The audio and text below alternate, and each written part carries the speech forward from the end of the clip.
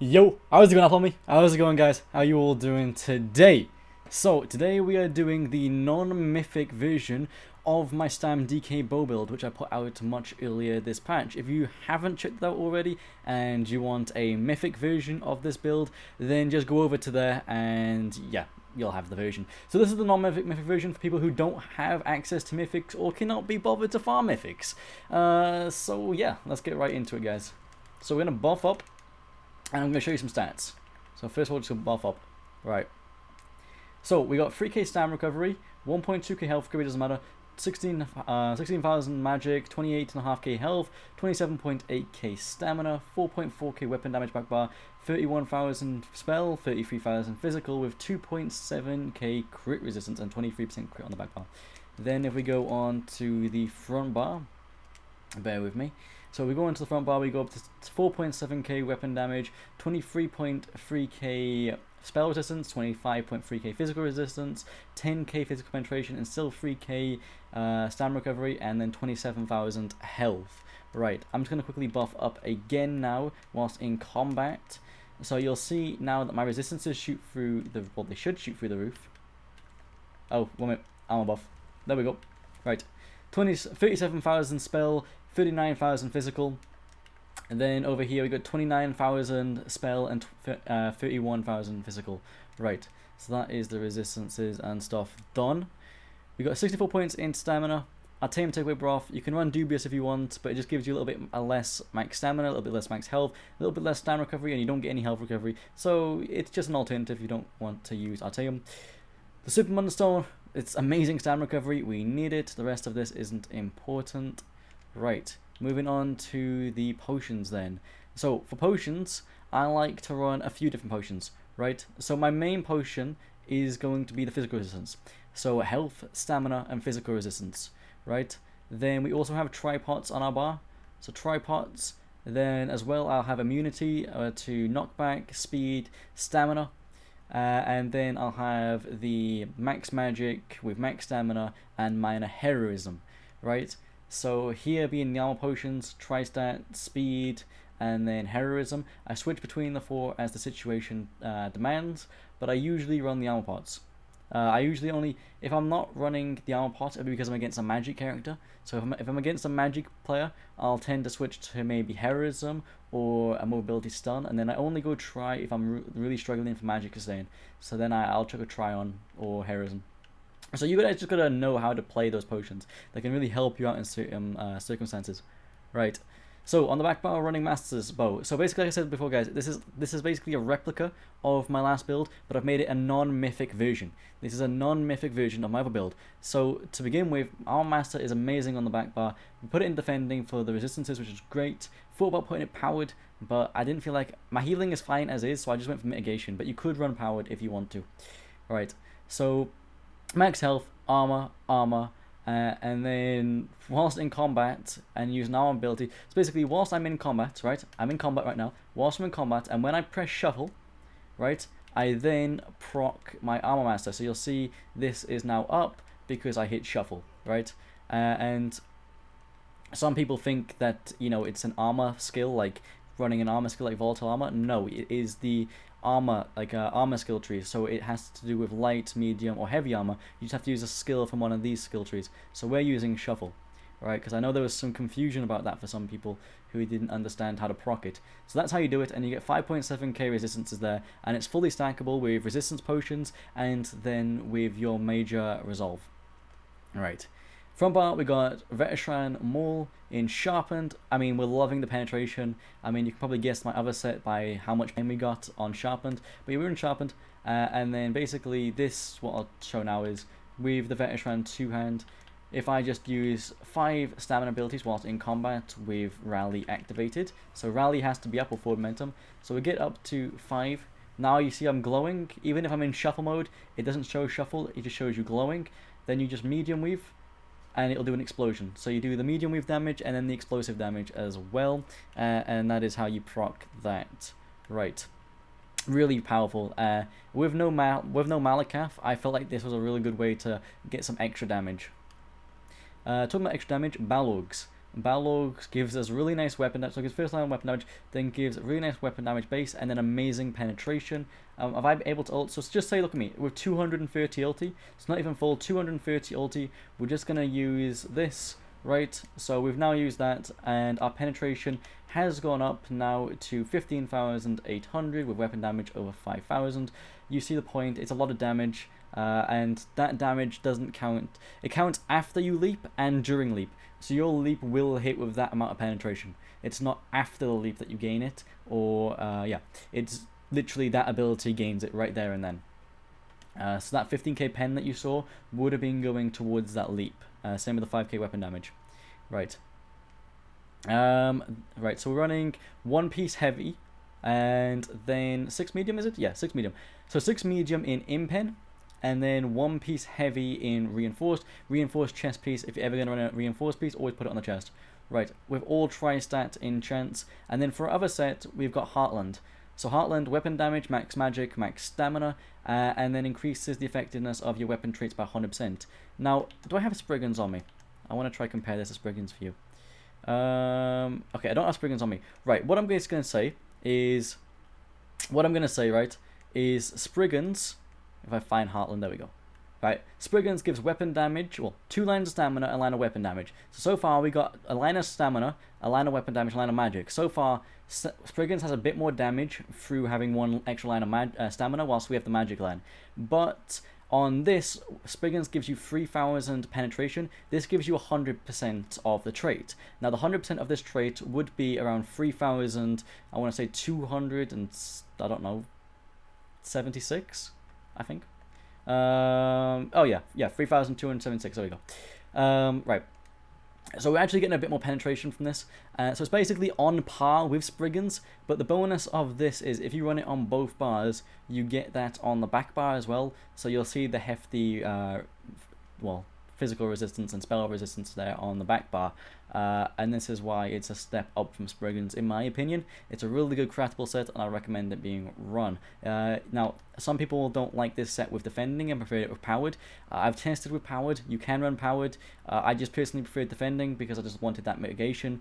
Because with this skill here, for the 16% extra healing, and then with the 12, is it 12? Yeah, 12% extra healing from here with Cauterize, Vigor, and Rally. I felt like the healing was fine, so I was mainly focusing on mitigation so I could tank in the open. Alright, let's get onto the skills then. Oh, actually, I didn't go over the bottom bit. My bad. So, it's Armor Master. Is it all 3 pieces? Yeah, all 3 pieces here, Armor Master, all infused, 2 stam recovery, 1 weapon damage. Nearly missed that there, yeah. 2 stam recovery, 1 weapon damage. Right, let's move on to the skills then.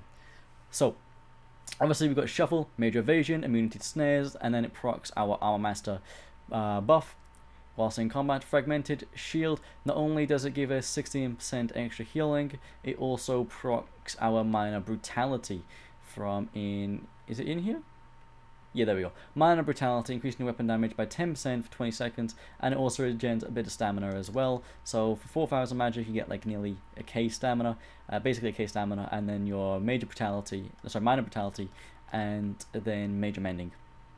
Volatile Armor, keep this up at all times. I run this morph because it pulls Night Blades out of stealth, gives us resistances, and then obviously, like I was saying before, whilst having a Draconic power ability active, gives us 12% extra healing, so it's something that you definitely want to keep up, guys. Just bread and butter survival skill right there. Cauterize, heal over time, amazing heal over time, and I can actually spam this to friends. You can just see how many times I can just hit this here. So just literally, we're going to just keep hitting it till my magic runs out. 5, 6, 7, 8, 9, 10. I think that was either 9, 10, or 11. I kind of lost count a bit. But yeah, you can do it a lot of times, right? And then if you needed more, you could probably try start potion, and then you could start spamming again. You get the point. So definitely a lot of potential to heal allies there. I've saved a lot of allies with the skill, and I've had a lot of allies save me with the skill. It's great, right? Then we got Resolving Vigor. You want this on any stamina build. Resolving Vigor is awesome. It might look a bit low on the tooltip there, but it does go up a bit. So yeah, Resolving Vigor there. And then Temporal Guard, 5% reduction damage whilst having this slotted. And then you get a little shield as well, which is kind of cool.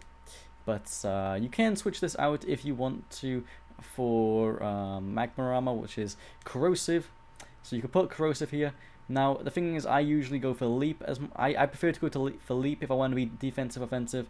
Corrosive is great, and I want to do a build for corrosive next. I've got a hybrid build coming next, and you'll see me take advantage of corrosive in that. But for now, I prefer leap as my offensive, especially on this kind of bursty build. Right. So we're running Venomous Claw here. Venomous Claw gives us a single dot and then applies the Poison status effect, which does the double dot as you'll see here. You get the Poison status effect for there for 6 seconds, and then you get the Venomous Claw. So there you go. Your double dot there. Execute, we need an execute. Rally gave us major brutality, minor endurance, and then a big boy heal. Nauseous Breath, reducing their resistances by 6k, then it puts a nice dot on them and does decent physical damage straight up. So you'll see it do the dot time there, and then you got the Venomous Claw. So you got some nice ticks there for dots with them two combined. Right. Uppercut, some people don't like uppercut, some people prefer fossilize. On this build, uppercut is best in slots because we need some sort of spammable, because we're not running dual wield, but or sword and board for the shield bash. But yeah, Dizzy Swing's best in slots here. But if you want to run Fossilize, feel free. You just lack a bit of damage, in all honesty. Because Uppercut here is giving us really nice physical damage. I'll just buff up, show you what it does. And so it's giving us really nice physical damage. You may notice that my tooltip on this is low, and that is true. My tooltip is low, being at 10.7k. But you got to remember, on this setup, we've got a lot more pen than weapon damage, and we're scaling it that way. And then with Balorgs, don't be worried, we are doing enough damage, more than enough. If you haven't seen my gameplay video of this, go check out my previous video, and you'll see basically how this build does in action if you have any doubts about damage. I don't make any DK build that doesn't have damage, right? You should know this by now, guys. Now, it sets them off balance, so then you can medium weave them to stun them, or you can then just do another uppercut to stun them, but it gives you ability to stun, and we like that. Take Flight. If you're not running Take Flight on this build, you're an idiot. Take Flight is awesome, cool, and it's a reason enough to play DK. Right. And CP. Right. So, on the green tree, like I always say, guys, if you want to put in Breakfall to reduce your damage, full damage by 35%, then what I like to do is put into Rationer. So the Artame, and the Artame Takeaway Broth is expensive. This puts an extra 30 minutes on that. Then some of our potions are expensive, so it just takes it takes 10% chance of not using that pot, which is cool. When we're out of combat, we get 20% increased movement speed, and then I haven't got fully in here, but that's just because I've got stuff in elsewhere right now. But mount speed, it's up to you guys what you run, but that's what I run. Right, for my slottables in here then. So I run Duelist Rebuff. It reduces damage taken by single target attacks by 10%. Now this is awesome because it reduces the damage of stuff like Spectral Bow, Incap, the single target, Execute, then I don't know, Crystal Frags, uppercut, all that good stuff. Sorry, my mind went blank there for a second, but you basically get the single target attack, reduce them all by 10%. Then we got crit resistance because we need our crit resistance on this build, even with 6 pieces in pen. Then biting aura increases damage done with single target attack, increases damage done with area effect attacks by 10%. This is awesome because this affects stuff like leap and nauseous breath, and then it also affects our I'll show you this now. It also affects Vatashran, so it increases the splash damage of Vatashran as well. Right. And then we got Master Arms, increases your direct damage done with direct damage attacks by 10%. So this also affects Vatashran, this affects the initial attack of Venomous Claw, this affects the initial attack of Toxic Breath, Uppercut, and Execute, and obviously Leap. So Leap's getting buffed by both of these as well. So a lot of percentage damage going into these things there, guys. Yeah, we're giving us a lot of damage. Right. Over to here then, we are running Balanced Vitality, increases your max health. Then we got Rejuvenation for recoveries. Over here, Survival Instinct. So while I of status effect, so say if somebody chucks, say if I'm Xing and I've got a status effect like that poison status effect that you can see there for 6 seconds. So if I've got any of those kind of status effects on me, basically what it does is it reduces the cost of my core abilities by 25%. So that is stuff like, I'll show you now. If you didn't know. So that is stuff like your bash cost, break free cost, sneak cost, no, not bash damage, block cost, dodge roll cost, sprint cost. Yeah, all that good stuff. Actually, no, sorry about that, guys. Yeah, all that good stuff right there, and which is really nice for Xing. We might as well just execute this guy. Right. Where were we? And then the last one we're running is Juggernaut. So while under the effects of crowd control immunity, you take 10% less damage. So when you break free and then you're immune from being stunned again, we're taking 10% less damage during that period. And with immovability potions, we're also taking 10% less damage whilst our mobility pot is still granting us immovability, if that makes sense.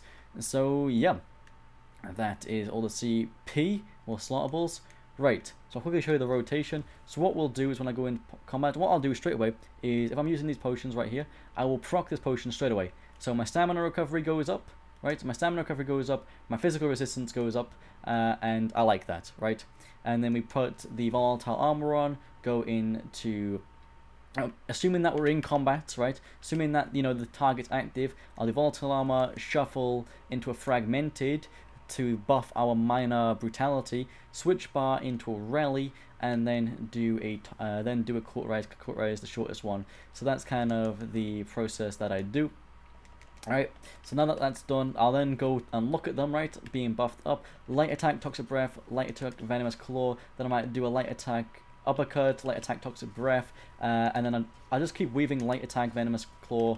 I'm always light attack in between, guys. So my favorite one is uppercut, light attack, toxic breath, and then into a light attack, venomous claw, and then seeing if I can do a leap into an execute. And then obviously you have the Vatishram procking along the way as well. But to be honest, guys, the rotation for this is pretty simple. What I would say is make the most out of your roll dodges because we're in 6-piece medium. Make sure to select the right potions for the situation. But that basically covers the build, guys. I hope you found this helpful. If you did find this helpful, then please make sure to smash that like button. Drop a comment down in the comment section down below because you always know that I love to hear from you guys. And then subscribe if you haven't already, guys, to become part of the Apple Army and to stay up to date with all my latest content here at the Gaming Apple. And then if you want to favorite, guys, the link for my Discord is down in the description below. It's great to have you guys over there. I send you links to when I go live on Twitch, when I go live on YouTube as well, because I still go live on YouTube occasionally, and then when I upload my videos on YouTube, and then any conversations that you might be having, you want to ask any questions, any of that good stuff, it's a friendly place for you guys to come join and chill out. And then like I was saying about the Twitch, guys, the link for the Twitch down in the description below. I'll be streaming ESO, New World, and horror games. So if you guys want to come see me play some MMOs, beat some people, or scream out of pure fear on a horror game, then make sure to come check me over there, guys. And then obviously you guys know that this video was released one day early for my members. So for you guys, most of you will be seeing this on Friday. My members will be seeing this on Thursday if they choose to watch it. So yeah, all my members get the day early of my build videos and extra features. But without any further ado, guys, I love you all, and I'll see you in the next video. Peace out for now. Bye-bye.